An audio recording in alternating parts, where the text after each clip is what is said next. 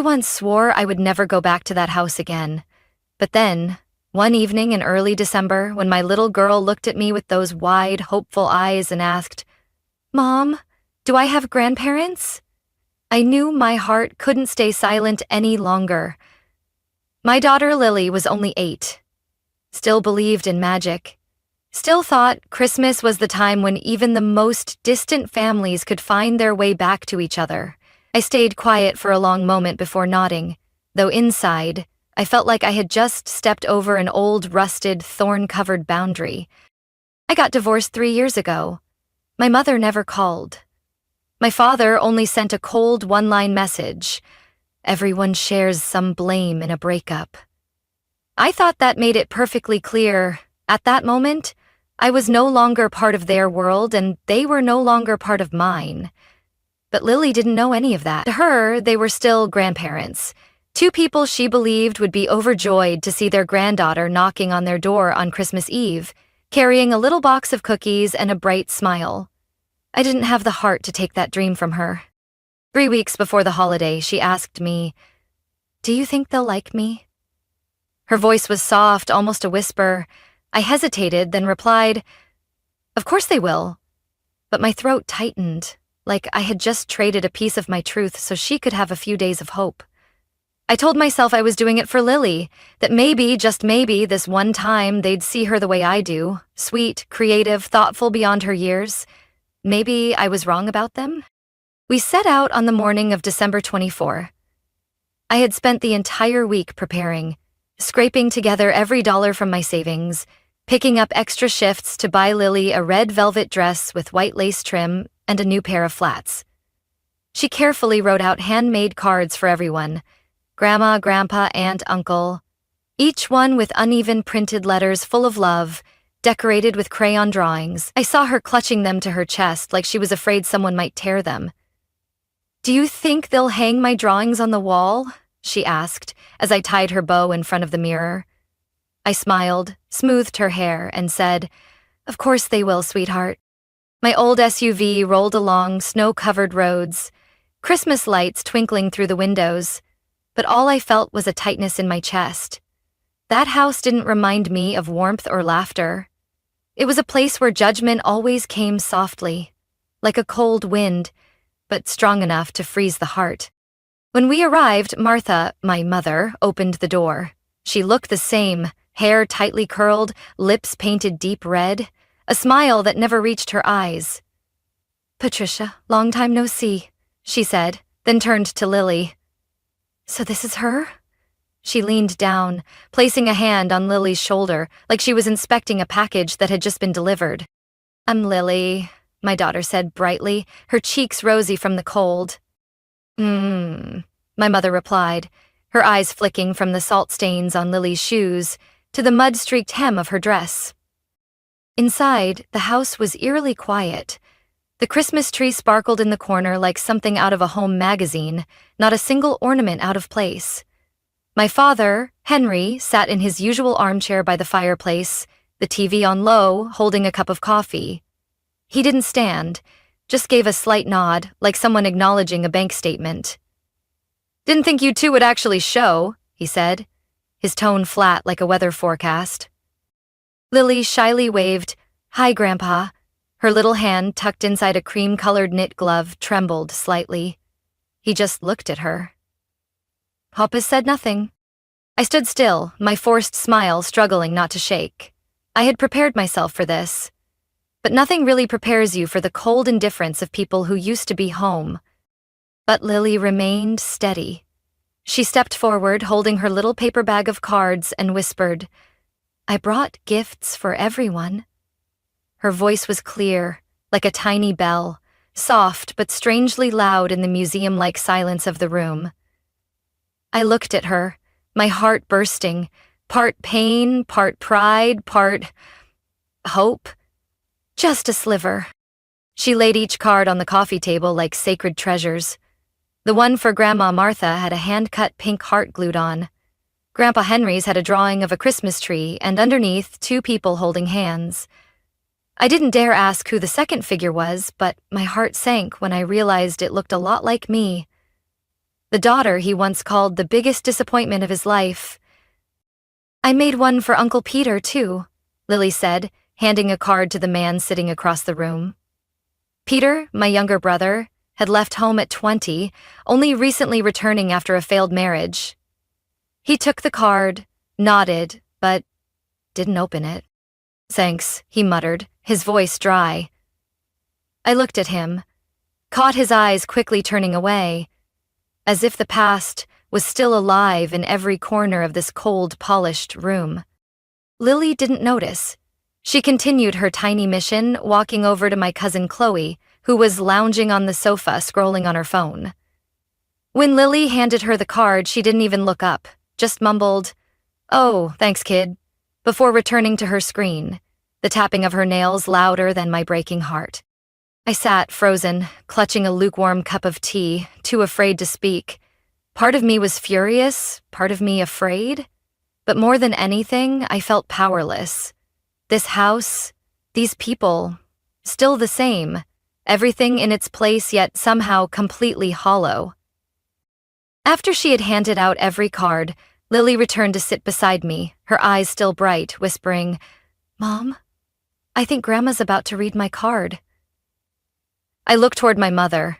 She held the card in her hand, but instead of opening it, she placed it down next to the crystal lamp and turned away like it was a piece of junk mail. At that moment, my father put his coffee cup down, walked toward the tree, and rummaged underneath it. He pulled out a neatly wrapped square box, shiny blue paper with a bold red ribbon. He held it up, turned to Lily, and handed it over without much emotion. "This one's for you," he said evenly. "Your name's on it." Lily's mouth dropped open. She reached out, accepting the gift with eyes that lit up like catching a falling star. A flicker of hope sparked in me. Maybe, just maybe, he had changed his mind? She sat down on the rug, carefully peeling back the tape, unfolding each crease. I could hear every tear of paper, every breath she held. As she opened the lid, the whole room seemed to pause. Then, her face froze. The smile slowly faded. Her small shoulders stiffened. Lily reached into the box, feeling around an empty space. She looked up at me, eyes uncertain. The gift box was empty. I was speechless. No note, no toy, no explanation. Just an empty box, wrapped in shiny paper and bright promises. And then my father chuckled. A short, cold, cruel sound. "Kids these days, always dreaming too big," he said, looking at Lily like she had made some ridiculous mistake. "Life doesn't hand you things just for showing up." It felt like the air had turned to stone around me. Lily hadn't cried yet, but her eyes were shimmering. I was about to speak when Chloe smirked, dropped her phone on the table, and said, with a biting tone, "She's just like her mom, always thinking being pitiful means people owe you something." I turned my head, my gaze sharp as stone. "Chloe, that's enough." "Oh, come on, did I lie?" she shrugged. "Patricia, why did you even come back? To let this poor kid believe that families are full of magic?"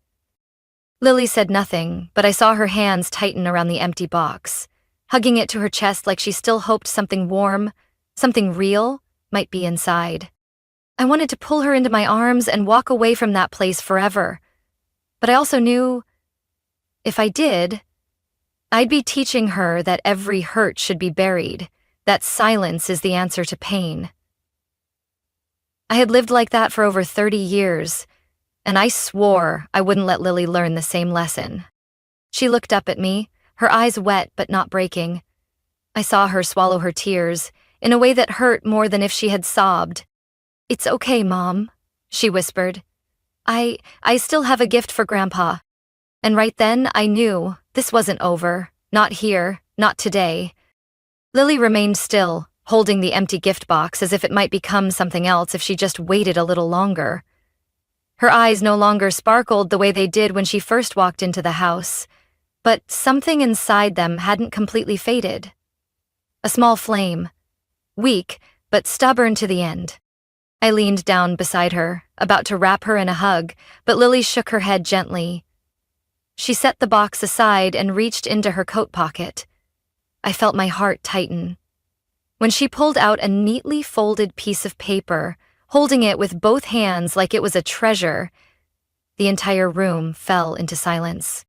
"Grandpa," her voice was light as air, but clear, "I have a gift for you." My father, Henry, was still holding his coffee cup.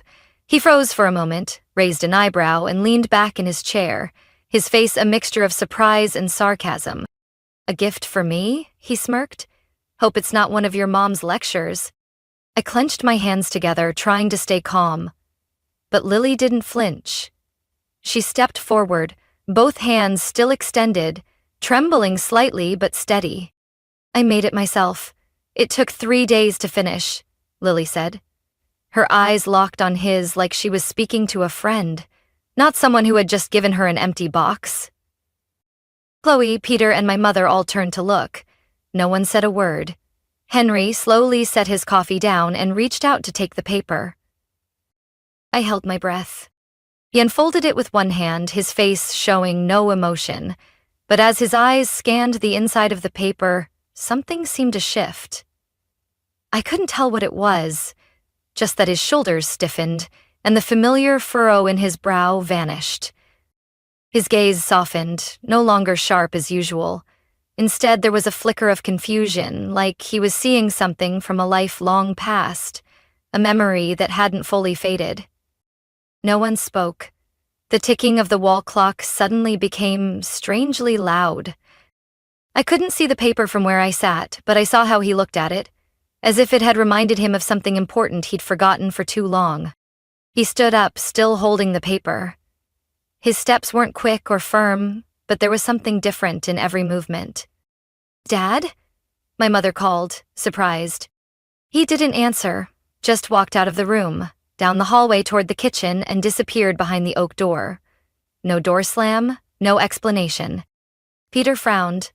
Chloe looked at me and raised an eyebrow, as if waiting for an answer I didn't have. I turned to Lily. She stood still, hands clasped, eyes still fixed on the door where Henry had vanished. "Mom," she asked softly, "did I do something wrong?" I knelt beside her, pulling her into my arms. "No, sweetheart. You did the right thing. You're braver than I am." Lily didn't say anything more. She just gave a small nod and leaned her head on my shoulder. I didn't need to ask to know her heart was swirling with unanswered questions. I didn't know what my father saw in that paper. But later that evening, while I packed our things and Lily folded old wrapping paper, I found her little drawing, a duplicate she made, just in case the original got ruined. It was a crayon picture, an old man sitting at a long wooden table next to a smiling blonde girl. On the table was an apple pie, the kind my mother used to bake for the holidays, before everything turned cold. At the bottom, Lily had written in big rounded letters, "I hope you'll be happy again. Mom says you used to laugh a lot." I didn't know if he read those words, but I knew if anything could reach my father's heart, frozen for decades, it was the kind of pure sincerity Lily had given, expecting nothing in return, just hoping someone would remember how to love. And sometimes, just a simple reminder like that is enough to awaken a part of us we thought was lost forever. We didn't see Henry return to the living room that entire evening, not once. Not when everyone moved to the dining table with the usual overcooked turkey, not when my mother poured wine and told stories no one really listened to. Not even when Lily quietly picked up stray bits of wrapping paper and carefully folded them, as if trying to patch up a torn day. No one brought up what happened, no one asked how Lily felt, and no one looked at me with even a hint of empathy, as if staying silent and pretending hard enough would make the truth fade away like morning fog. Chloe stayed glued to her phone. Peter did the dishes like a machine. My mother said goodnight in her usual flat tone, then closed her bedroom door like it was any other Christmas night. But it wasn't, not at all. I looked at Lily, curled up in her blanket on the sofa, hugging the same old teddy bear she took on every trip. Her wide eyes stared into the hallway where Henry had disappeared. I didn't need to ask what she was waiting for, and as much as I wanted to comfort her, I couldn't promise he'd come back, because truthfully, I didn't believe he would. The next morning, snow still fell softly.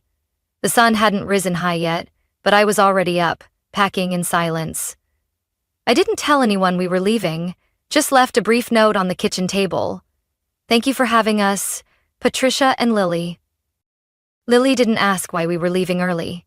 She just walked beside me quietly, her new black shoes sinking slightly into the thin snow covering the stone path.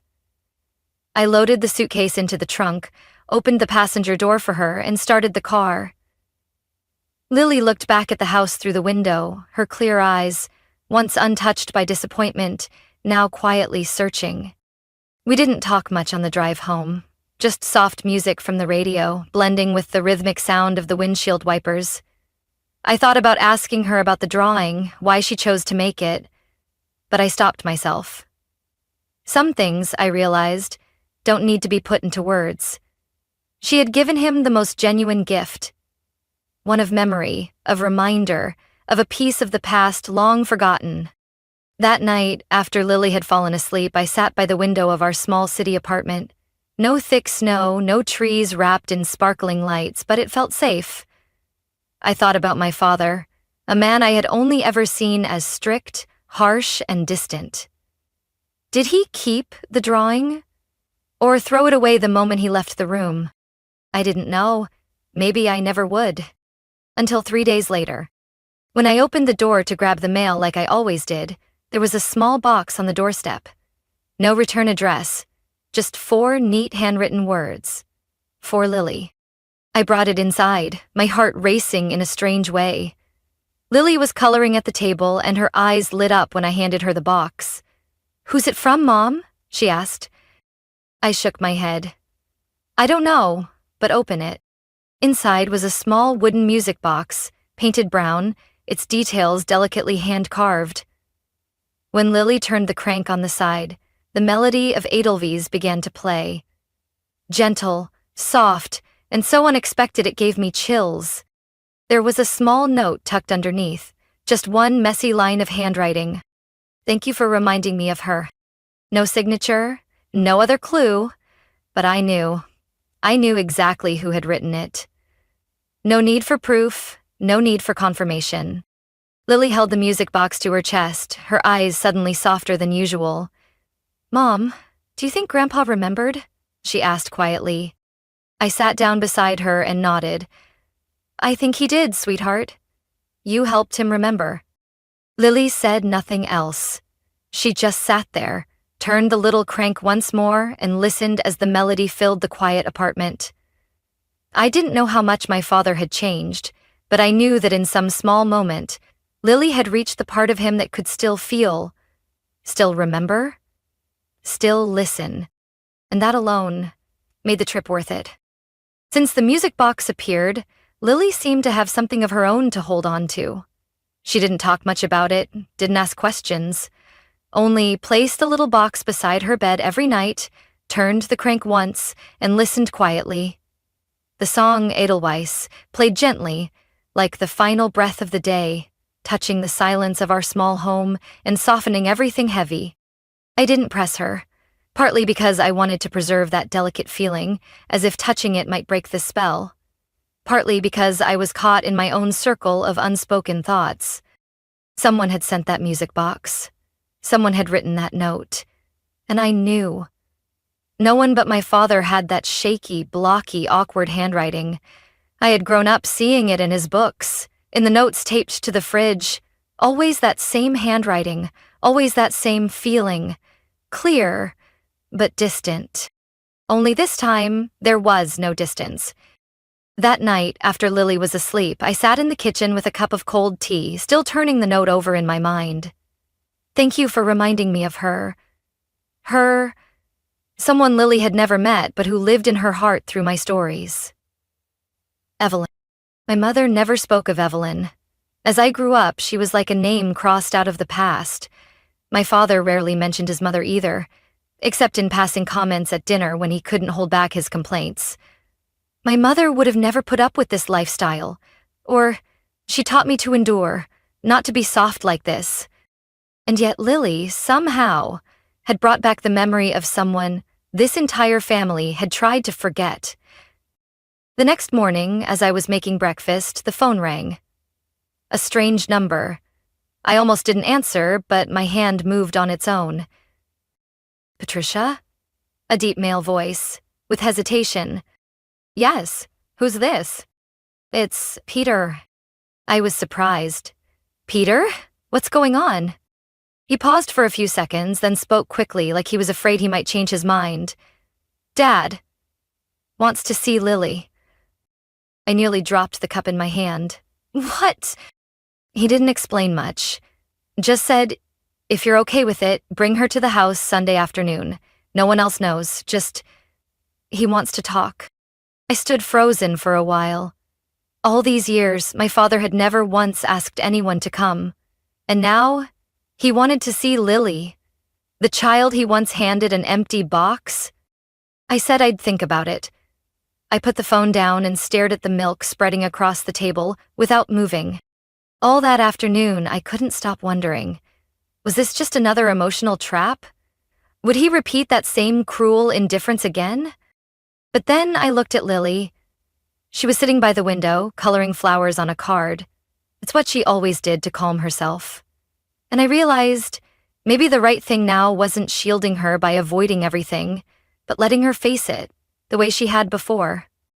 On Sunday, I drove Lily back to the old house. The snow had melted, leaving patches of ice on the sidewalk.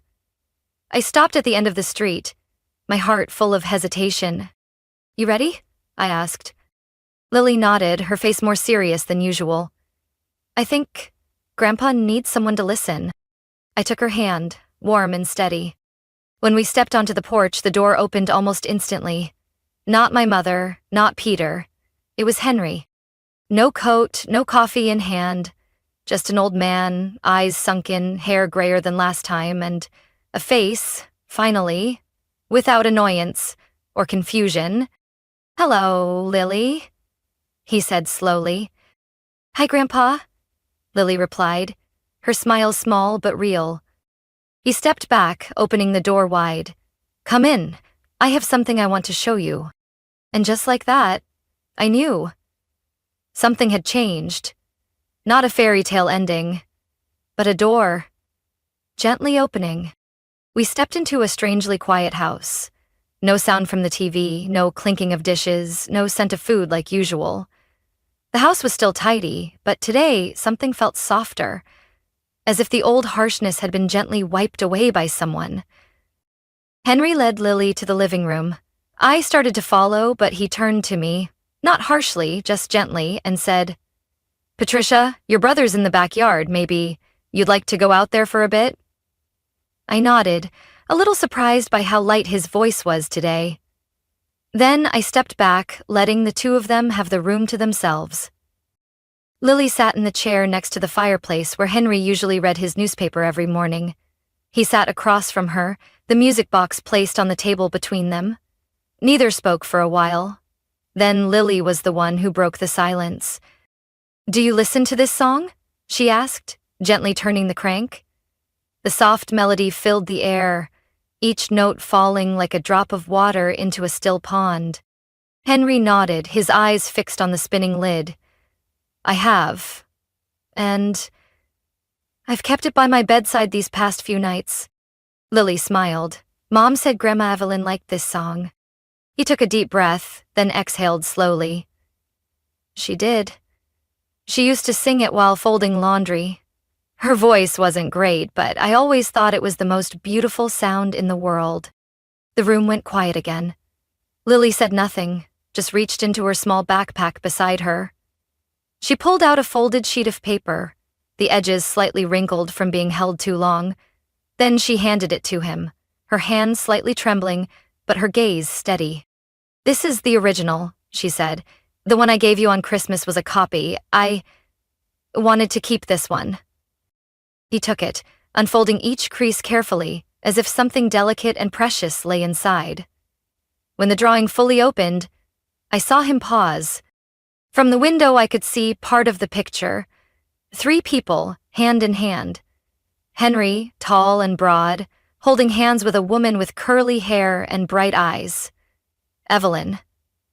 And between them, Lily, her face lifted in a smile. At the bottom of the drawing, a simple line of text read, "I hope one day you'll smile again, because Mom said Grandma used to make you laugh a lot." I saw Henry lean back in his chair, his eyes still on the paper, but this time there was no coldness or confusion, just stillness, and something quietly breaking behind his eyes. "She's been gone 10 years, he said, his voice raspy. "Since then, I haven't drawn, haven't sung, haven't told stories, I just kept going." Lily tilted her head. "But you still remember her." "I do." He smiled faintly, a crooked smile, as if surprised by the sound of it. "But I forgot how to show it.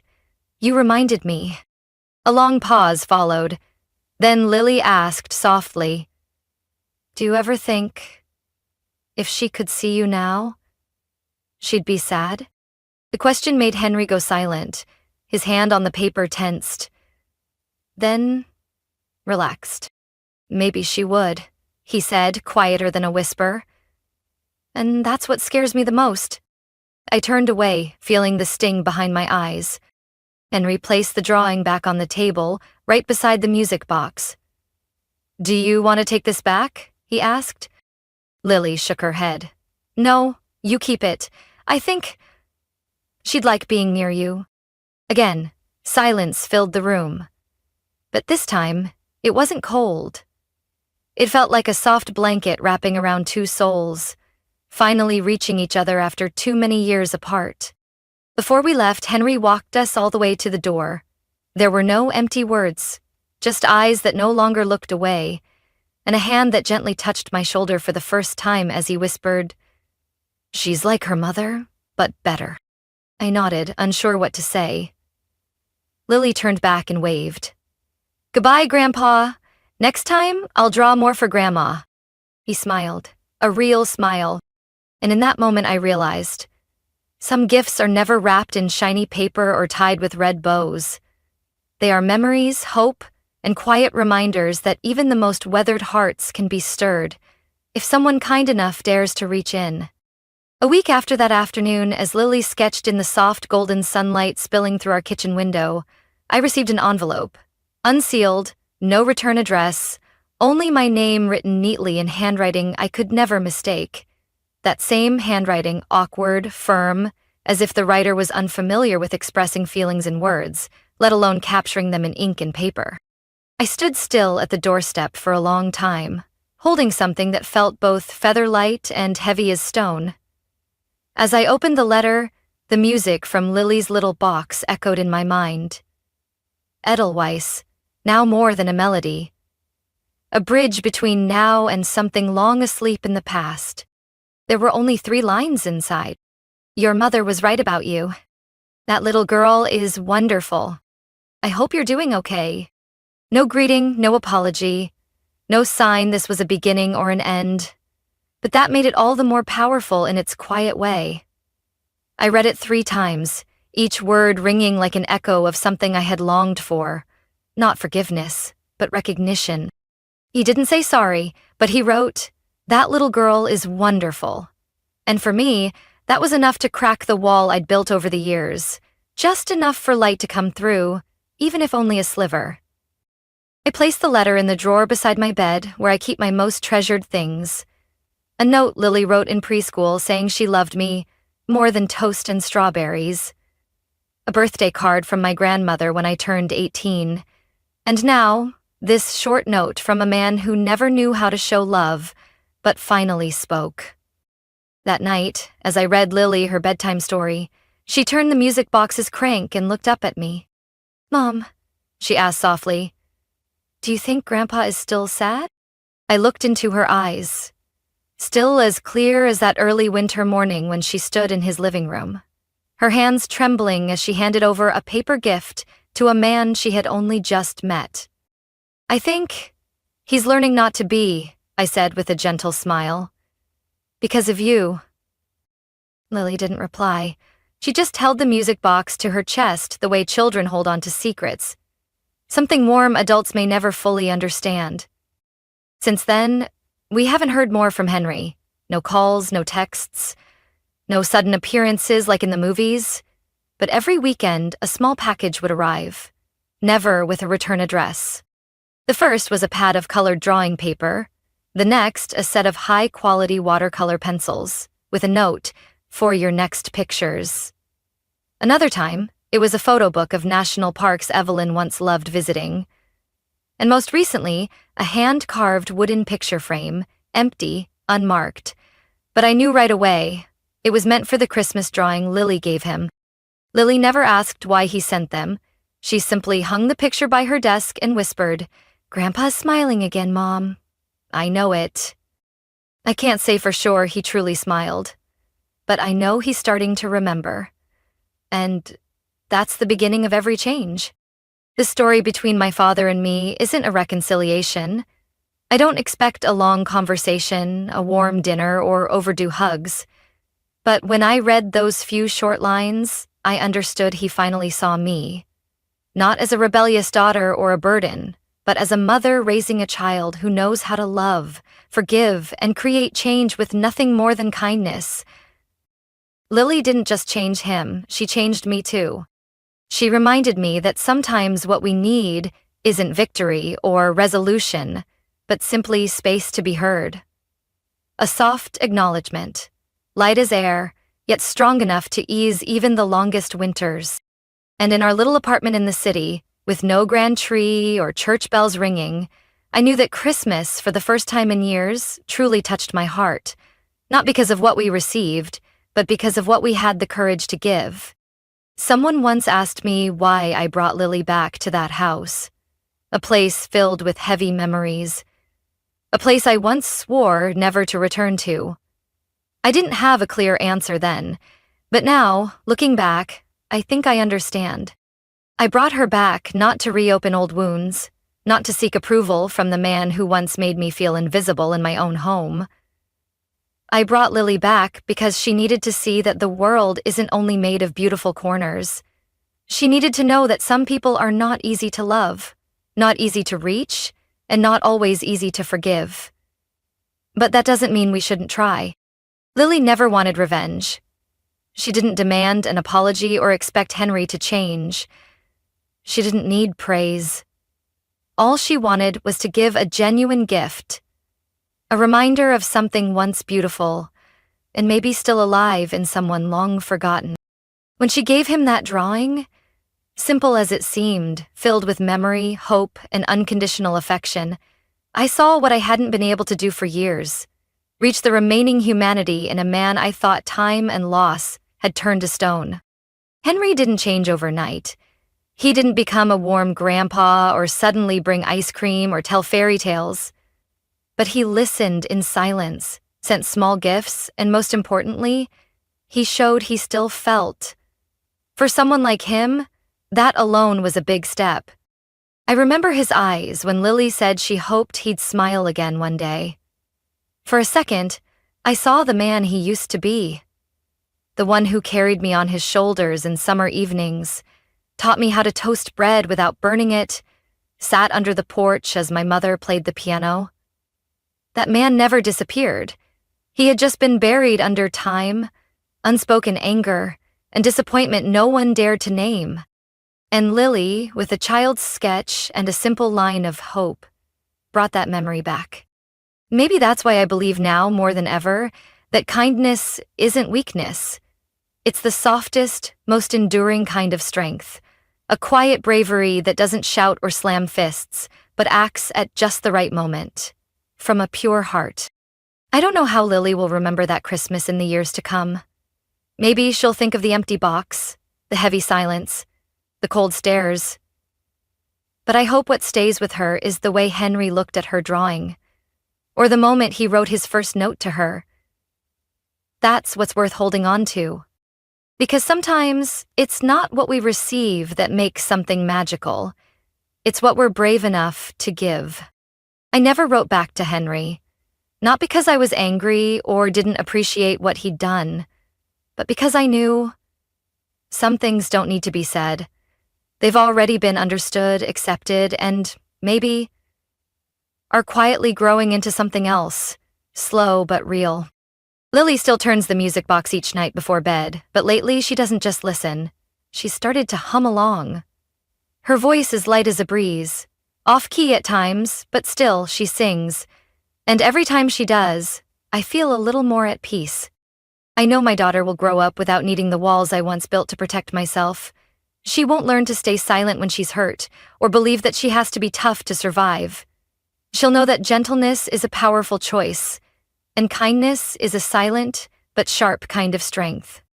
My story with my father might not be finished, but thanks to Lily, it's taken a different path. A new door has opened. Not wide, but just enough to let the light in. And sometimes just one ray of light is all it takes to illuminate a road we thought was forgotten.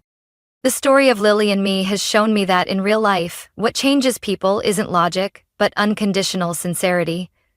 A small gesture, a gift born from pure affection, can soften even the most hardened hearts. Kindness doesn't ask for anything in return, but it holds the power to shift the impossible.